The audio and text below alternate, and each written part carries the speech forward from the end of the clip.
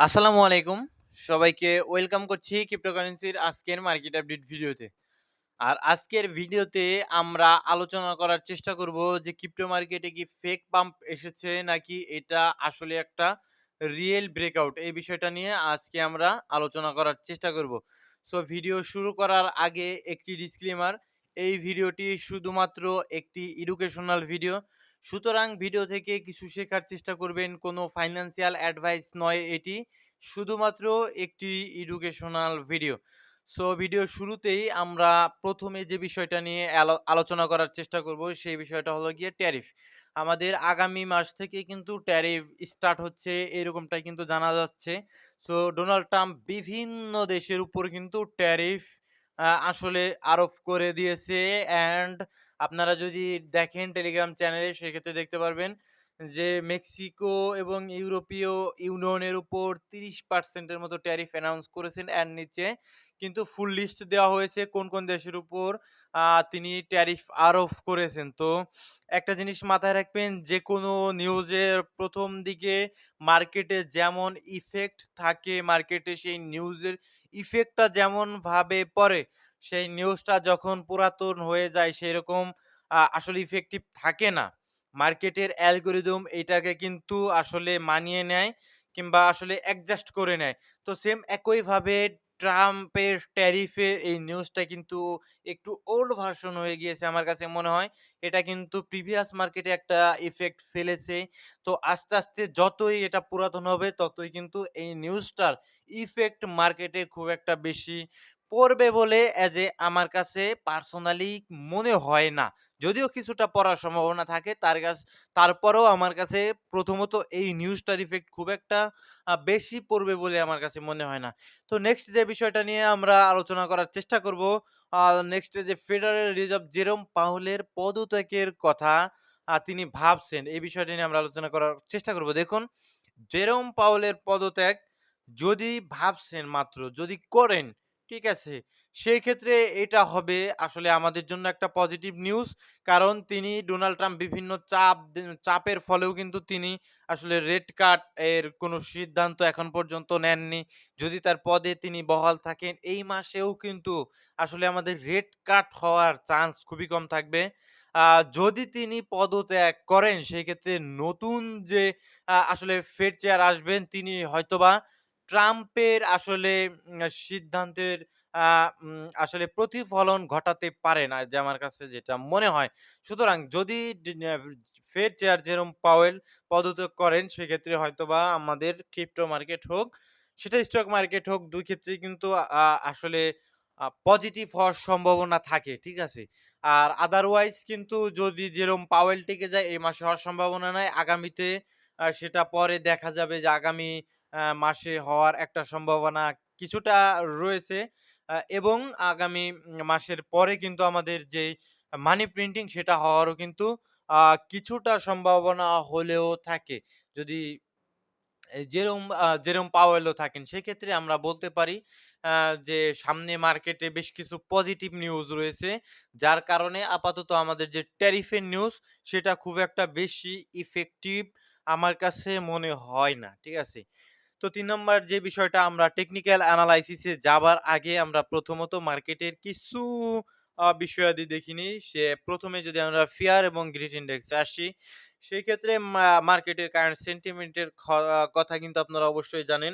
Because আমি Telegram চ্যানেলে কিন্তু দেখিয়ে দিয়েছিলাম গতকালকের মার্কেটের সেন্টিমেন্ট এক্সট্রিম গ্রিড ছিল। সুতরাং আপনারা টেলিগ্রাম চ্যানেলটিতে অবশ্যই জয়েন থাকবেন। ডেসক্রিপশন বক্সে টেলিগ্রাম চ্যানেলের লিঙ্ক দেওয়া থাকবে। কারণ এইখানটাতে আমি কিন্তু বিভিন্ন ধরনের টেকনিক্যাল এনালাইসিস বিভিন্ন কয়েনের অ্যান্ড মার্কেটের ফান্ডামেন্টাল নিউজ ইনস্ট্যান্ট শেয়ার করে দেওয়ার চেষ্টা করি।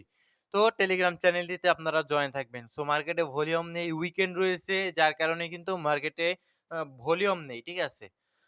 সো নেক্সট যে বিষয়টা নিয়ে আমরা আলোচনা করব সেটা হলো গিয়ে অল কয়েন সিজন ইনডেক্স। দেখুন 28 মাত্র। তো এটা থেকে বোঝা যায় যে অল্ট কয়েন গুলো এখন পর্যন্ত কিন্তু আন্ডার ভ্যালুড। অ্যান্ড যদি আপনারা ক্রিপ্টো বাবলের থ্রোতে যদি অল্ট কয়েন গুলো দেখার চেষ্টা করেন ডেইলি টাইম ফ্রেমে, পেঙ্গু কয়েনটা পাম্প এসেছে, পাইট কয়েনটা অ্যান্ড বেশ কিছু কয়েন এইচবার এক্সএলএম এগুলো কিন্তু মোটামুটি পাম্পিং আসা স্টার্ট করে দিয়েছে। অ্যান্ড যদি আপনি মান্থলি টাইম ফ্রেমে দেখেন, সেই ক্ষেত্রে আপনি দেখতে পারবেন সেই কয়েন এটা আমাদের টেকনিক্যাল এনালাইসিস আসলে আমাদের ক্রিপ্টো লাভার যে টেলিগ্রাম চ্যানেল রয়েছে এইটাতে কিন্তু শেয়ার করা হয়েছিল একদম।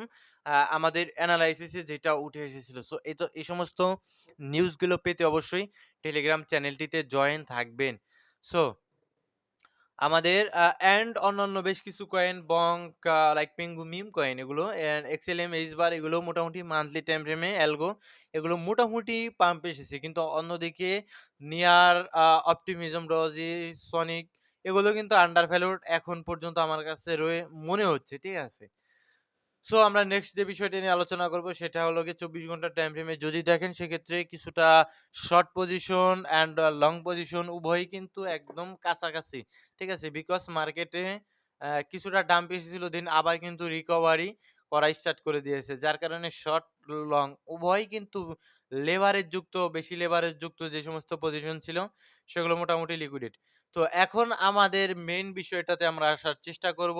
যদি বিটকয়েনের চার্টে আসি, আপনারা যারা মনে করেন যে ক্রিপ্টো মার্কেট এটা একটা ফেক পাম্প এসেছে, কারণ সামনে ট্যারিফের নিউজ রয়েছে। তো আমার কাছে পার্সোনালি মনে হয় ভাই, অ্যাজ এ উইকলি টাইম ফ্রেমে যদি আপনি দেখেন সেক্ষেত্রে আমাদের এটা একটা রিয়েল ব্রেকআউট, ঠিক আছে? বিকজ বড় ইমব্যালেন্স সহকারে একটা বড় ধরনের ক্যান্ডেল যদি এগুলো ফেক আউট হয় সেক্ষেত্রে কিন্তু এই সমস্ত এত বড় ক্যান্ডেল আসে না।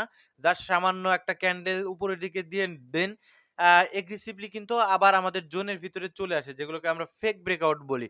তো এইটা কিন্তু ঐরকম মনে হচ্ছে না। এটা এই সমস্ত এই ক্যান্ডেলগুলোতে BlackRock, ARK ইনভেস্টমেন্ট, বড়, বড় institute, hedge fund, central bank তারা কিন্তু এই সমস্ত ক্যান্ডেলগুলোতে প্রবেশ করেছে। আপনারা দেখেছেন ইতিপূর্বেই ETF এর থ্রু থেকে ভালো রকমের বাইং আসা স্টার্ট করে দিয়েছে। এটা হোক বিটকয়েন, হোক ইথেরিয়াম।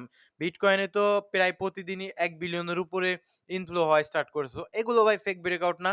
প্রিভিয়াস আমাদের যে মানে হাইটা ছিল সেইটাকে একদম স্ট্রংলি উইকলি টাইম ফ্রেমের থ্রুতে কিন্তু ব্রেকআউট দিয়েছে। যদিও এখন পর্যন্ত ১০ ঘন্টার মতো আপাতত বাকি রয়েছে। ১০ ঘন্টা পর আমাদের উইকলি টাইম ফ্রেমটা ক্লোজিং হবে এবং এর উপরে ক্লোজিং দিলে সেটা আমাদের হবে একটা ব্রেক অফ স্ট্রাকচার।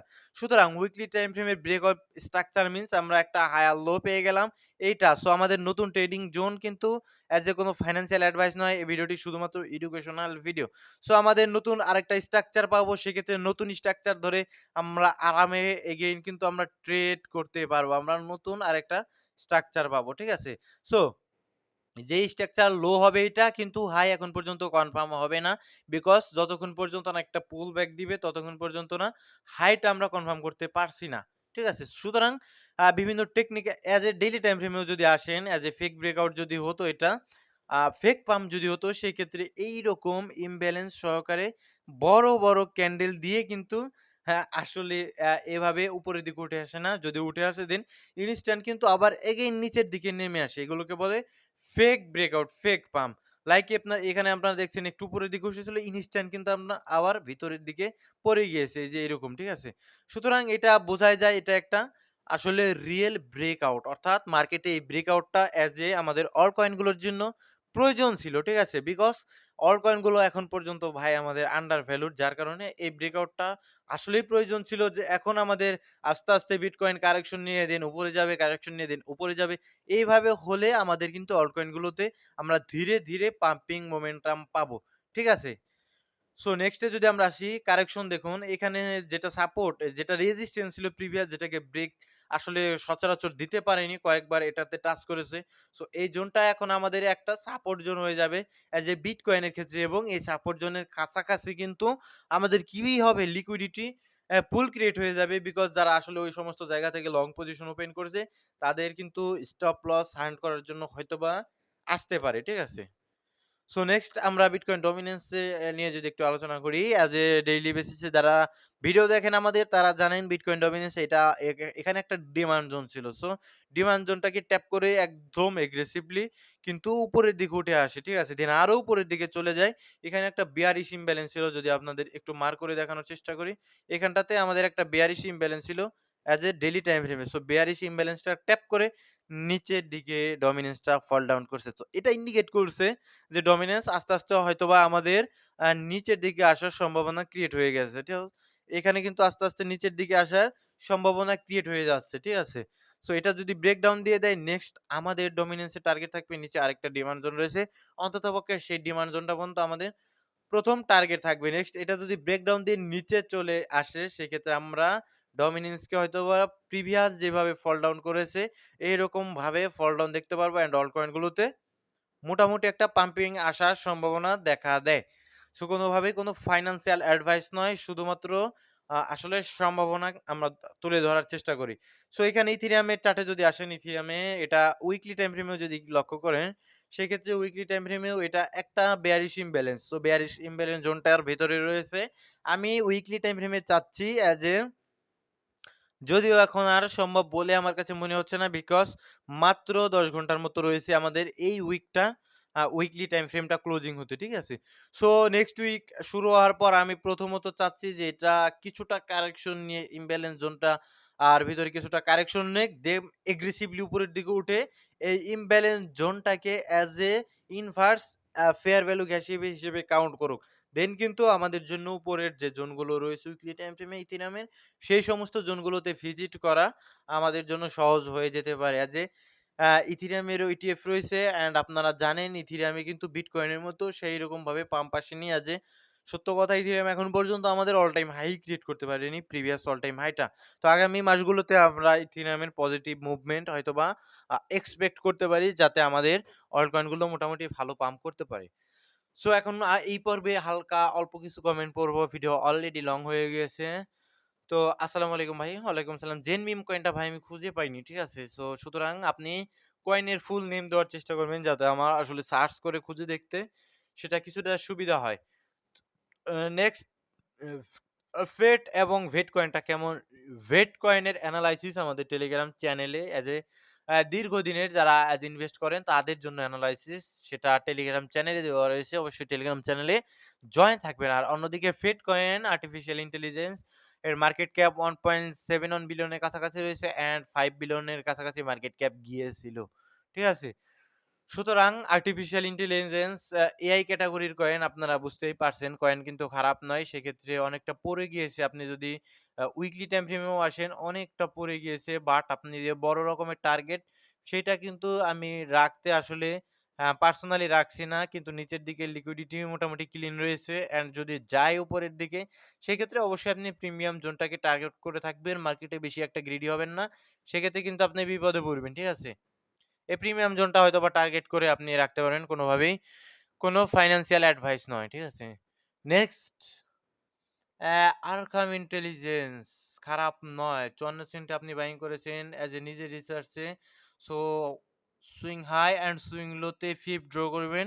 ফিপ ড্র করার পর যেটা প্রিমিয়াম জোন হবে, সেইখান গিয়ে আপনি ডিসিশন হয়তোবা রাখতে পারেন অ্যাজ এ নিজের রিস্কে। অ্যাপটোস লং টাইম অ্যানালাইসিস এইটাও আমাদের টেলিগ্রাম চ্যানেলে অনেক আগে দেওয়া হয়েছে। উইকলি টাইম ফ্রেমে যদি দেখেন, এই সমস্ত সুইং এর নিচে যে লিকুইডিটি গুলো ছিল, এটা এই দ্বারা গ্র্যাব করে লিকুইডেশন পাওয়ার দেখিয়েছে এবং অনেক দূরে চলে গিয়েছিল। অ্যান্ড নাও যদি চিন্তা করেন, আমাদের উইকলি টাইম ফ্রেমে এর নিচে যে লিকুইডিটি গুলো ছিল, জাস্ট কিন্তু ট্যাপড। একদম কিন্তু ট্যাপড, নিচের লিকুইডিটি গুলো ক্লিন রয়েছে। অ্যান্ড যদি আপনাকে আমি একটা প্রিমিয়াম জোন দেখানোর চেষ্টা করি অ্যাজ এ টেকনিক্যাল অ্যানালাইসিস অনুযায়ী, এখন এটাকেই যদি লো কনফার্ম করে, সেক্ষেত্রে হয়তোবা আমাদের প্রিমিয়াম জোনটা থাকবে এইখানটাতে। ঠিক আছে? অ্যান্ড বেশি লোভ করবেন না মার্কেটে। নিচের দিকে একটা বুলিশ অর্ডার ব্লক রয়েছে। এটা ডিসিএ জোন। এটা আমাদের টেলিগ্রাম চ্যানেলে অ্যানালাইসিস দেওয়া ছিল। ঠিক আছে?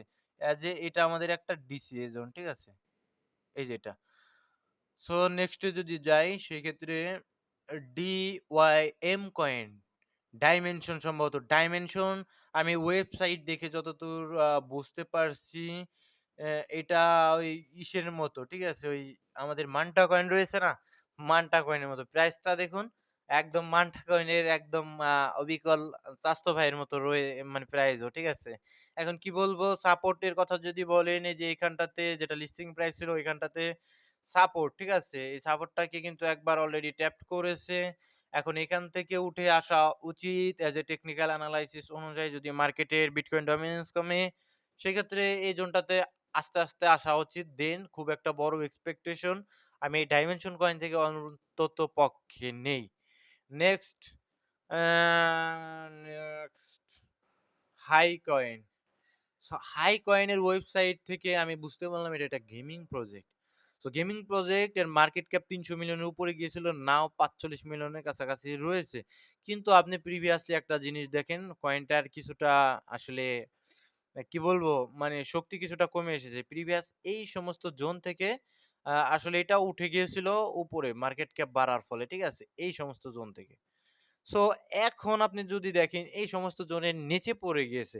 সো এখন আর ওই রকমের শক্তি থাকবে না। কারণ এই সমস্ত জোন থেকে যখন উঠবে উপরের দিকে ওঠার ট্রাই করবে, অনেক রেজিস্ট্যান্স ফেস করবে, অনেক সেলিং প্রেশার ফেস করবে। সেক্ষেত্রে আপনি নিজের রিস্ক এনালাইসিস করবেন। সো ভালো থাকবেন সকলে, সুস্থ থাকবেন। দেখা হচ্ছে আগামীর কোনো ভিডিওতে। আসসালামু আলাইকুম রাহমাতুল্লাহি ওয়া বারাকাতুহু। আর সবশেষে একটা কথা, এই ভিডিওটি শুধুমাত্র একটি এডুকেশনাল ভিডিও, কোনো ফাইন্যান্সিয়াল অ্যাডভাইস নয়।